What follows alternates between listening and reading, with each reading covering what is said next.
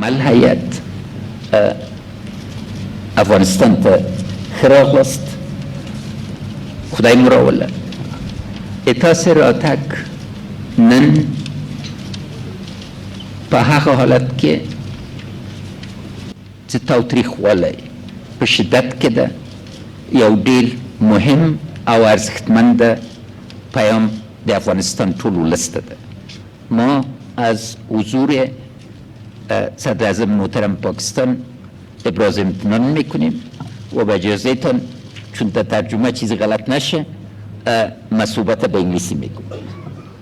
Mr. Prime Minister, your coming here is historic. Our common objective is to take a leap of faith to overcome the distrust that has haunted our relationship. We've come to an understanding that a shared vision regarding cooperation is not only essential for relations between Pakistan and Afghanistan, but a harbinger of regional cooperation, connectivity. Our focus, our common focus, and what inspires us both is poverty eradication, empowerment of citizens of our countries within the frameworks of our Islamic constitutions, the Islamic Republic of Pakistan, the Islamic Republic of Afghanistan. Respect for our Prophet, peace be upon him, is in the blood and mind of every Muslim, and as I brought to your attention, over 1,000 years review of literature in our history shows nothing but respect. There is not a single joke that you can find, because the Prophet's life and his tradition, his seerah, embodies the perfect Muslim's behavior, and as a guide to all of us, I'd like to thank you and assure you of our cooperation in making sure that our Occidental counterparts understand that positive freedom and negative freedom need to be differentiated. Negative freedom is a freedom, the exercise of which hurts other people. And the place of our Prophet in our Islamic belief, culture, and civilization is such that respect for the Prophet is respect for the entire Muslim world. Mr. Prime Minister, you come with a series of very important messages that you yourself will articulate, but fundamental to this is that violence is not an answer. A comprehensive political settlement for an enduring peace within the framework of our values, our constitution, and the Islamic Republic is the way to the future. Within this, we can move forward, and a comprehensive, at the request of the Afghan people, is for a comprehensive ceasefire as soon as that would be feasible.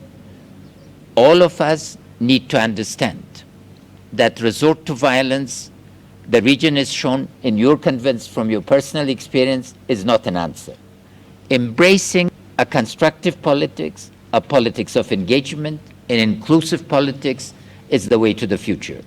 Practically, we've agreed to form committees to deal with key topics to make sure that the foundation for trust that has been established with your trip today becomes an enduring process.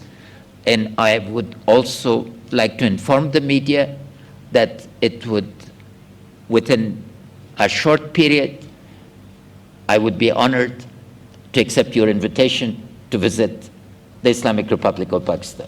Thank you for coming, and thanks to all your colleagues for their very productive and constructive engagement. Mr. Prime Minister.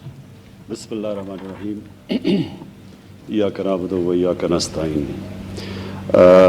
President Ghani, first of all, thank you for your invitation to visit Kabul. I had been planning for at least 50 years to visit Afghanistan and Kabul. But it never happened.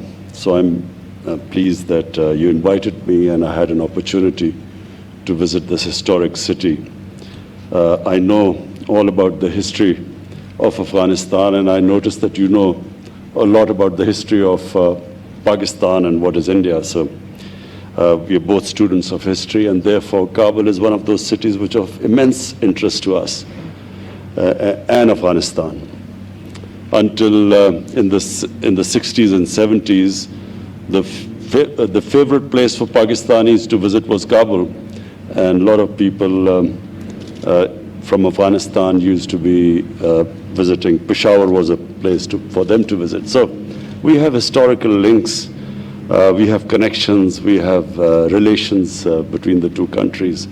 So the whole idea of coming at a time when violence is increasing in Afghanistan is to assure you, Mr. President, that we, the people of Pakistan, the government of Pakistan, have only one concern, and that concern is what you are feeling in Afghanistan, that we want peace.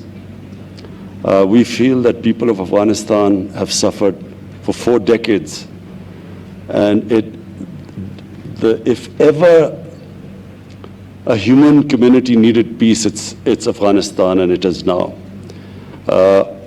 Pakistan played its role in getting first the Taliban to talk to the Americans, and then the intra-Afghan dialogue.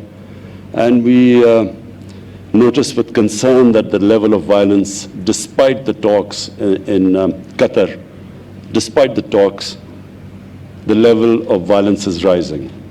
So my idea of choosing this time to come was to assure you that Pakistan will do everything, whatever is possible, we will do to help reduce this violence and, in fact, move towards a ceasefire. We have formed committees, as you've said.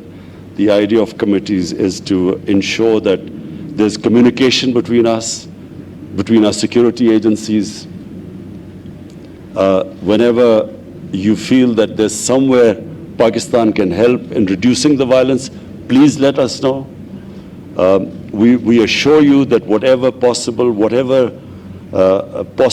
our grasp, within our reach, whatever we can do, we assure you that we will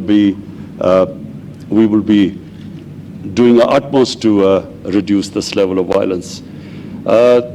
Pakistan is the country after Afghanistan which is most interested in peace in Afghanistan. And the reason is the tribal areas of Pakistan, what was the ex-FATA, which has now got merged into Pakhtunkhwa. The ex-FATA region, the tribal areas, were devastated by the war on terror. Half of the population was internally displaced. Their livelihood was badly affected. Billions and billions of rupees of damage was done there. And so the best way we can help those people, and people on both sides of the border, is if there is peace and there's trade, there's connectivity. So Commerce Minister had very fruitful talks in the past 3 days. We hope that this trade and connectivity will increase between the two countries. And for that, it is imperative that the level of violence goes down. So I repeat again, Mr. President, that the whole objective of this visit is to build trust, to communicate more, to assure you that wherever you need our help, we will be more than your expectations, we will be, inshallah, helping you. Thank you so much. Thank you. Thank you. Please let me.